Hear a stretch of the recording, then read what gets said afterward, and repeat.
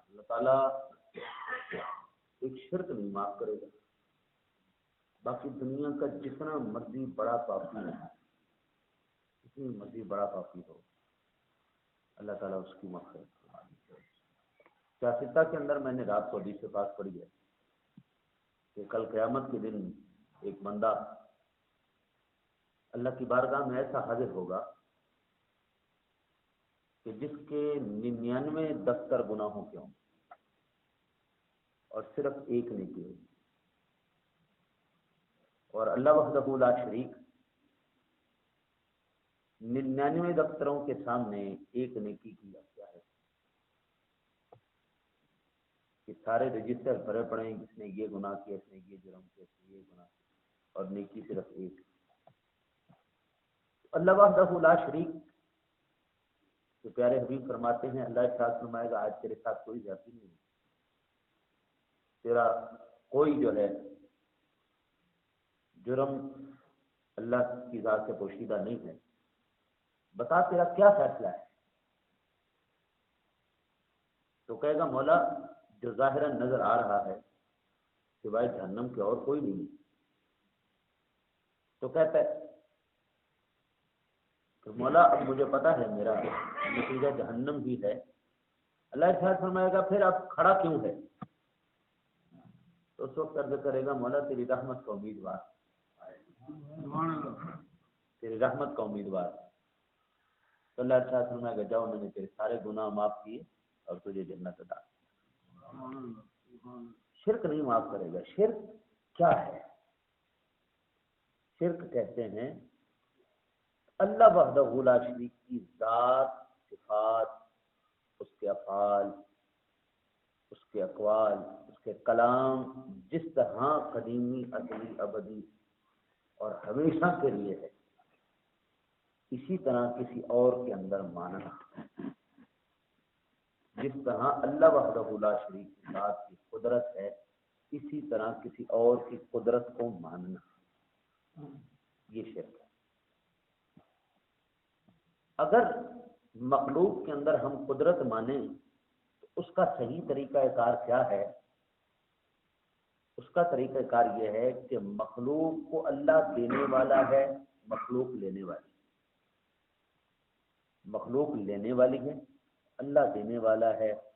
اللہ کی اپنی ذاتی ازلی ابدی صفاتیں ہیں اور مخلوق کی عطائی صفات. ان اللہ سمیع بصیر، اللہ سننے والا دیکھنے والا ہے، مخلوق بھی سننے والی دیکھنے والی. مخلوق کس طرح دیکھتی ہے، اس طرح سنتی ہے. مخلوق محتاج ہے دیکھنے میں دو نوروں کی. مخلوق محتاج ہے دیکھنے میں دو نوروں کی، ایک آنکھ کا نور، ایک باہر کا نور. ابھی لائٹ چلی جائے میں بالکل اندھا ہو جاؤں گا، مجھے کچھ نظر. لائٹ آ رہی ہے لیکن میری آنکھ کا نور ہی نہیں، میری آنکھ میں ہی نور نہیں، تو میں محتاج ہوں. لیکن اللہ بغیر آنکھ کے دیکھنے پر قادر، وہ محتاج نہیں، نہ اندر کے نور کا نہ باہر کے نور. اس کا اپنا نور ہے، وہ ذات نور علی نور ہے. ہم کیا کہیں گے وہ کس کی؟ کوئی ذات، وہ ہمیشہ سے ہے، ہمیشہ رہے گی، ازلی ابدی. اس ذات کے ساتھ کسی اور کو ملانا بے عیبی ہی اسی کہ بھائی ہم بھی اگر نبی اکرم صلی اللہ علیہ وسلم کی ذات گرامی کو مانتے ہیں تو ہمارا یہ عقیدہ ہے کہ ہم حضور فخر دو عالم صلی اللہ علیہ وسلم کی جتنے بھی کمالات ہیں ہم ان کو عطائی مانتے ہیں. کہ فخر دو عالم کے جتنے بھی کمالات، جتنے بھی معجزات ہیں، یہ اللہ کے ساتھ ہے.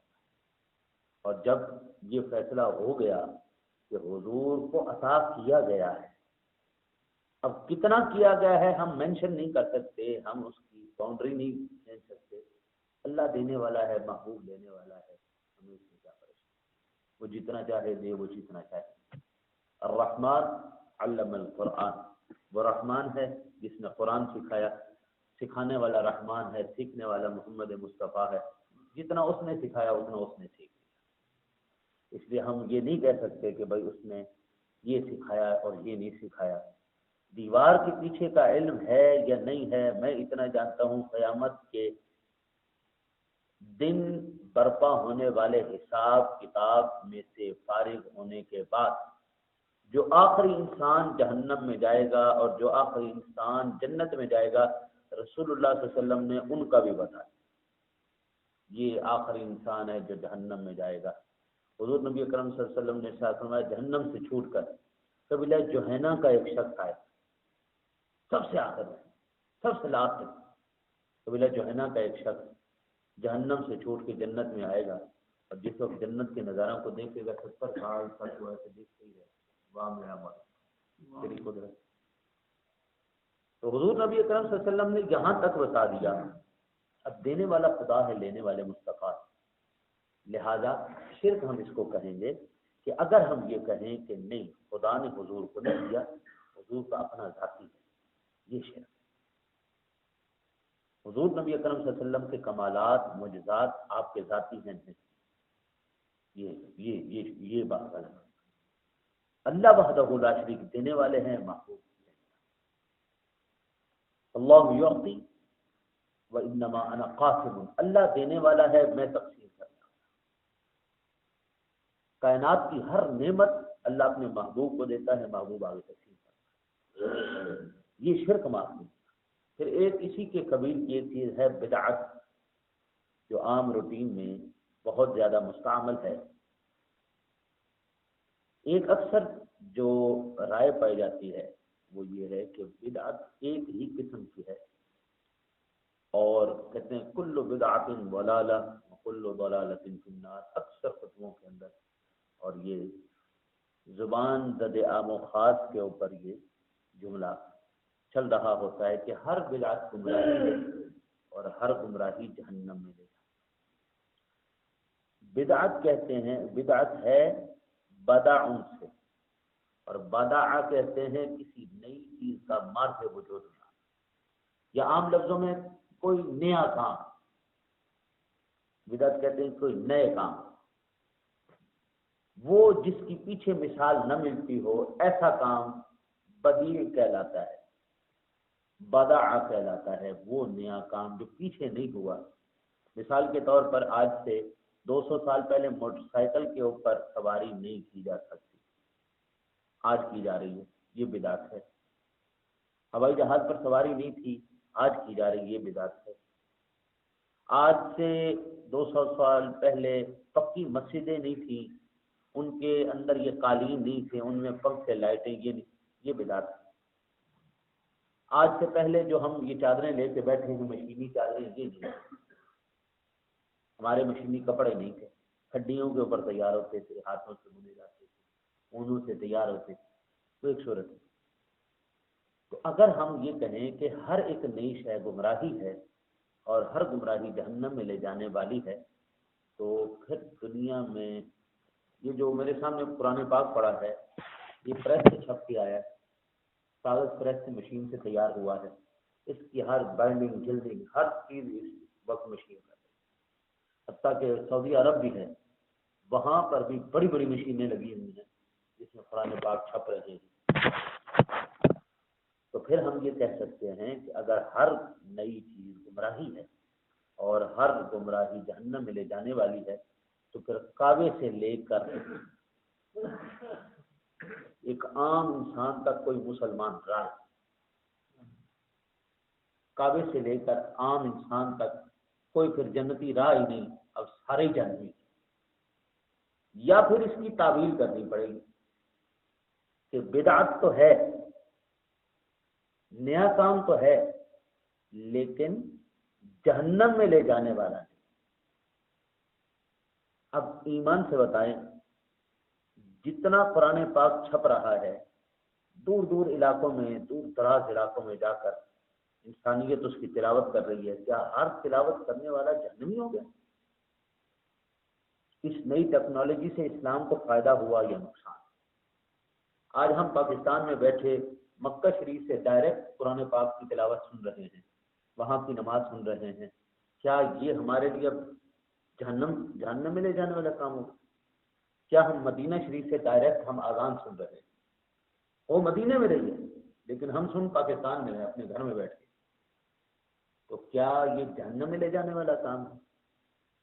تو پھر ہمیں تعویل کرنی پڑے گی نہیں، ہر نیا کام جہنم میں لے جانے والا نہیں ہے، ہر وہ کام جو اسلام کی مخالفت کرے، ہر وہ نیا کام جس سے اسلام کی توہین ہو، جس سے اسلام کا چہرہ بگڑتا ہو، ہر وہ کام جو ٹکرائے قرآن و حدیث سے، وہ کام گمراہی ہے، وہ کام بدعت ہے، اور وہ بدعت سیئہ ہے۔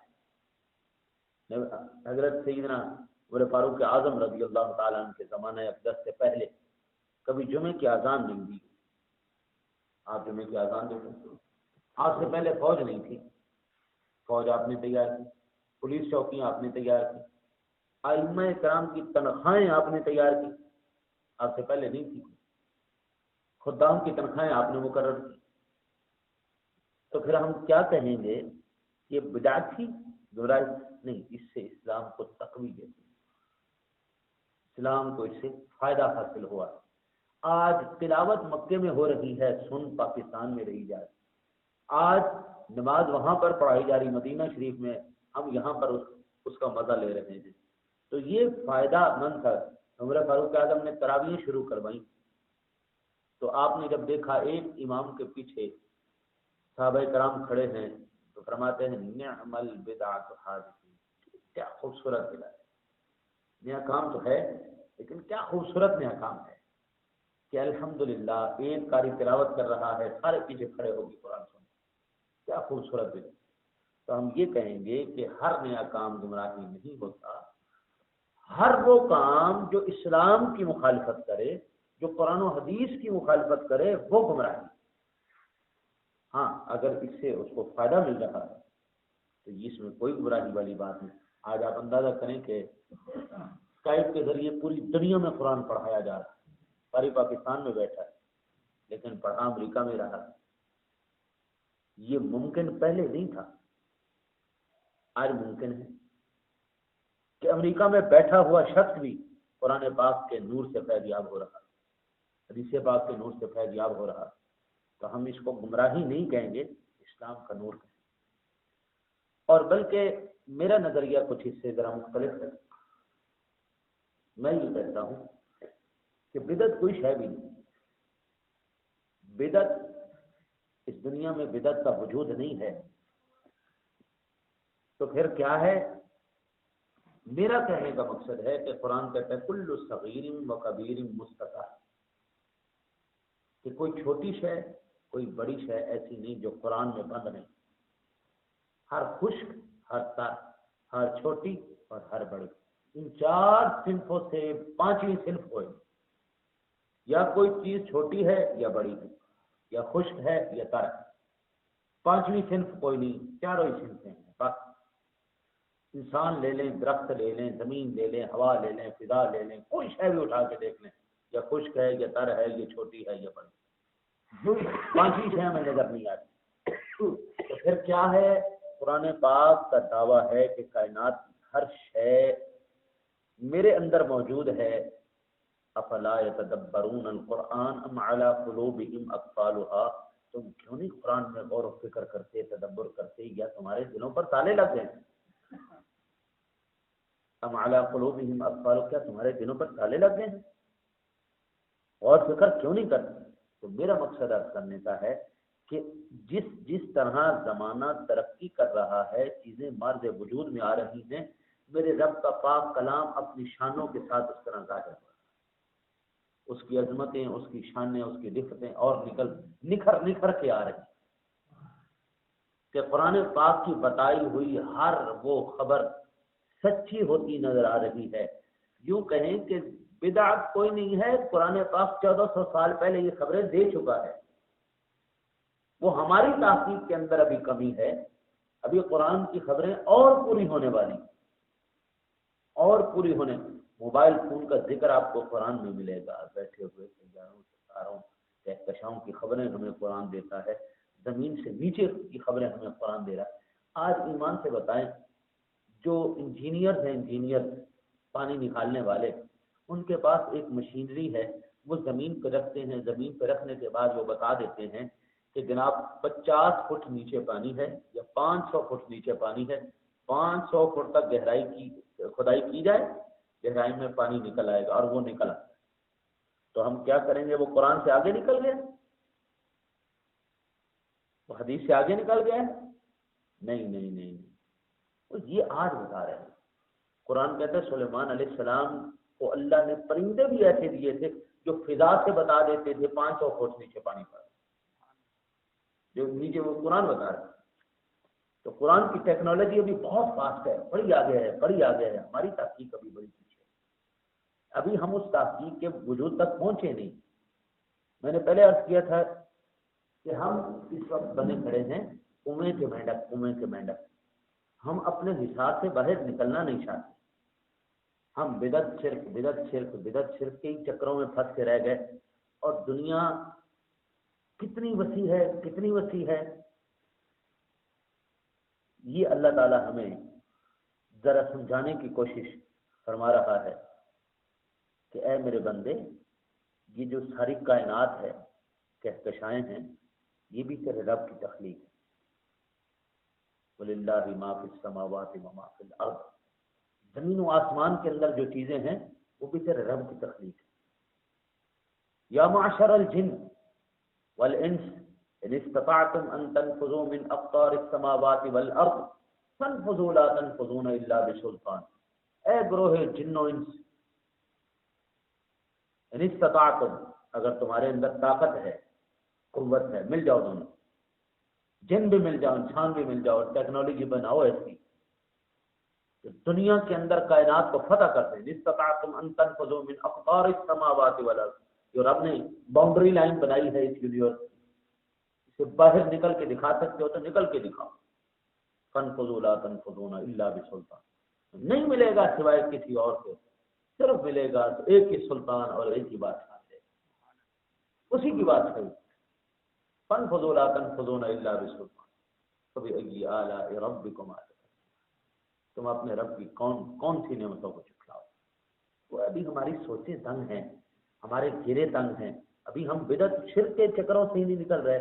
قرآن کہہ رہے ہو اللہ کے بندے، یہ کائنات تو نے ابھی تسخیر کر دی، ابھی ایسی ٹیکنالوجی بنانی ہے، راستہ قرآن بتا چکا ہے، جن بھی ملے، انسان بھی ملے، اور ترقی کی راہ پر گمزان ہو جائیں، اور پھر اس خدا کی قدرت کی بادشاہیوں کو دیکھیں، کس طرح اس نے سورج کے نظام کو بنایا ہے، کس طرح ستاروں کے نظام کو بنایا ہے، کس طرح کہکشاؤں کے نظام کو بنایا ہے، ذرا ان کو بھی دیکھنا۔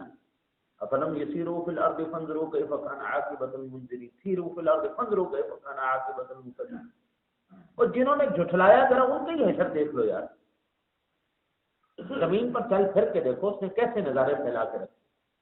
ہر ایک شے میرے رب کی تخلیق، اس کے مصور ہونے کی دلیل پیش کر رہی ہے کہ یہ تمام تر تصویریں اس مصور کی ہیں جو کائنات کو تخلیق فرماتا ہے۔ ابھی تو ہم اسی چکروں میں پھنسے، کنویں کے مینڈک بنے ہوئے ہیں، اور ہم مچھلی سے بحث کر رہے ہیں کہ نہیں سمندر اتنا بڑا نہیں ہو سکتا، سمندر اتنا بڑا نہیں ہو سکتا۔ قرآن کہتا ہے نکل کر دیکھ یار، یا معشر الجن والانس ان استطعتم ان تنفذوا من اقطار السماوات فانفذوا لا تنفذون الا بسلطان، اور نکل کے تو دیکھ تیرے رب کی بادشاہی کہاں تک، تیرے رب کی قدرت کہاں تک۔ جس وقت تک قرآن پاک کو ہم نہیں سمجھیں گے، حقیقی معنوں میں ترقی نہیں کر سکتے۔ آج آپ اندازہ فرمائیں، نہیں کون سی قوت آپ کے پاس نہیں، ایٹم بم آپ نے بنا لی، پوری دنیا کو آپ اڑا سکتے ہیں، شہروں کے شہر، ملکوں کے ملک کو اڑا سکتے ہیں۔ اور میں نے ایک جگہ پڑھا تھا کہ پورے انڈیا کو پاکستان 10 سے 15 منٹ کے اندر ختم کر سکتا ہے، ایٹم بم مارے 10 سے 15 منٹ کے اندر پوری انڈیا تباہ، چلو سب ہستی میں جیسے اس کا وجود ہی نہیں ہے۔ یار مجھے ایمان سے بتاؤ پھر روٹی پوری کیوں نہیں کرتی؟ آج بھوکا کیوں غریب مر رہا ہے؟ آج غریب کیوں بھوکا مر رہا ہے؟ آج مائیں کیوں اپنے بچوں کو لے کے خودکشیاں کر رہی ہیں؟ آج کیوں باپ اپنے بچوں کو ذبح کرنے پر مجبور؟ ترقی کر چکے ہیں نا ہم۔ اس نظام، اس ترقی کو تو چاہیے تھا کہ انسان کی تمام تر خواہشات کو پورا کر دے گا، انسان کی تمام تر ضروریات کو پورا کر دے گا، کسی کو محنت کرنے کی ضرورت ہی نہ ہوتی، گھر بیٹھے ہی سب کو مل جاتا. نہیں نہیں، یہ ہو ہی نہیں سکتا، سوال ہی پیدا نہیں ہوتا. کیوں کہ رانگ وے ہے، غلط راستہ ہے، غلط راستہ. سیدھا راستہ کون سا ہے؟ سیدھا راستہ قرآن کا کہہ دینا، میرے پاس ہے. ہر روز دن میں 5 مرتبہ مؤذن کہتا حی علی الفلاح، حی علی الفلاح. کامیابی چاہیے تو ادھر آ جاؤ، کامیابی چاہیے تو ادھر آ جاؤ. پھر امام صاحب کھڑے ہو کے پڑھتے ہیں اہدنا الصراط المستقیم صراط الذین انعمت علیہم. مؤذن اذان دے رہا ہو، فلاح ادھر سے ملے گی. امام صاحب بتا رہے ہیں کہ راستہ یہ ہے. وہ آپ کو میں نے شاید پہلے عرض کیا تھا کہ ہمارے جام پور کی تحصیل ہے رسول نگر. یہ پاکستان کا ایک ایسا قصبہ گاؤں ہے جو 2,500 سے 3,000 آبادی پر مشتمل ہے. اور اس گاؤں کی یہ کمال ہے کہ پاکستان کی تاریخ میں 100 سال گزر گئے ہیں، یعنی پاکستان بننے سے پہلے تک اس گاؤں کے اندر کوئی ایف آئی آر نہیں کاٹی. اس گاؤں میں ایف آئی آر نہیں کاٹی. اس گاؤں میں طلاق نہیں ہوتی. 100 سال ہو گئے، گاؤں میں طلاق نہیں ہوتی. اس گاؤں کا ہر فرد پڑھا لکھا ہے، اور کم از کم ہر ایک گھر نے، ہر فرد نے میٹرک کیا ہوا ہے. لڑکیوں کا 2,500 سے 3,000 کیا وہ قصبہ ہے، گاؤں ہے. اور صفائی کا عالم یہ ہے کہ اگر آپ وہاں پر چلے جائیں تو آپ ایسا محسوس کریں گے کہ گویا پاکستان کا تو شہر ہی نہیں ہے، پاکستان کا گاؤں ہی نہیں. اتنی شاندار صفائی. حکومت پاکستان سے وہ 1 ٹکا مدد نہیں لیتے. اپنی بجلی، اپنی گیس، اپنی ہر شے. وہاں پر کوئی دوسرا فیصلہ نہیں کرتا، وہاں کے بڑے بیٹھ کے فیصلہ کرتے. اس کی وجہ کیا ہے؟ اس کی وجہ یہ ہے کہ اس گاؤں میں جس وقت آذان ہوتی، ایک جامع مسجد ہے، لڑکیوں کا سکول اگر الگ ہے، لڑکوں کا سکول اگر الگ ہے، ہائی الگ ہے، پرائمری الگ ہے. جب آذان ہوتی ہے، آذان، وہاں پر سگریٹ بیچنا یہ جرم ہے. وہاں کا پوری 2,500 سے 3,000 آبادی کے اندر کوئی سگریٹ نہیں پیتا، وہ کوئی نہیں بیچا جاتا. اس کی برکت کی کیا وجہ ہے؟ کوئی لڑکی ہو یا لڑکا ہو، ہر ایک کے اوپر لازم ہے کہ وہ قرآن پڑھے. دوسری بات، جب اذان ہوتی ہے عورتیں اپنے مردوں کو کان سے پکڑ کے اٹھا کے مسجد کی طرف لے چلو جا کے نماز پڑھو. اور ہر نماز کے وقت عید کی نماز جتنا وہاں پر مجمع ہوتا ہے. یہ پاکستان کی میں بات کر رہا ہوں، جام پور کی تحصیل ہے، پاکستان کی میں بات کر رہا ہوں. اللہ تعالیٰ نے آج بھی ہمیں وہ نظارہ دکھایا ہوا ہے، وہ نظارہ آج بھی ہمارے پاس موجود ہے کہ اگر تم لوگ میرے احکامات پر چلو گے اور میرے بتائے ہوئے راستے پر چلو گے تو اس طرح میں برکتیں ملیں، آج بھی موجود ہے. اور اگر نہیں چلو گے تو پورا پاکستان آپ دیکھ رہے ہیں بحران کا شکار ہے. پی آئی اے بھی بند ہو رہا ہے، سرکاری ادارے بھی بند ہو رہے ہیں، پی ٹی سی ایل بھی جناب پرائیویٹائز کیا جا رہے ہیں. جتنے سرکاری محکمے ہیں سب کے شیئر بیچے جا رہے ہیں، سب کو جناب جو ہے وہ دوسرے ملکوں کے، دوسرے شیخوں کے، دوسرے ہر ایک شے کو بیچ بیچ بیچ کے ایک دن یہ آئے گا پاکستان کا دیوالیہ نکال. ہر شے بیچی جا رہے ہیں، ہر شے بیچی جا رہے ہیں. وہ اللہ کے نیک بندو، قرآن کہہ رہا ہے میرے پاس اس کا حل موجود ہے، میرے پاس ہر شے موجود ہے. آج ایمان سے ملک کس سطح پہ آ چکا ہے؟ دیوالیہ کے قریب اس میں ہے. رب کعبہ کی قسم ہے، آج نظام مصطفیٰ نافذ کرو، 6 مہینے بعد ہر پردہ نہ اتر جائے تمہارا، ہر پردہ، اربوں روپے، اربوں خربوں روپے ہے.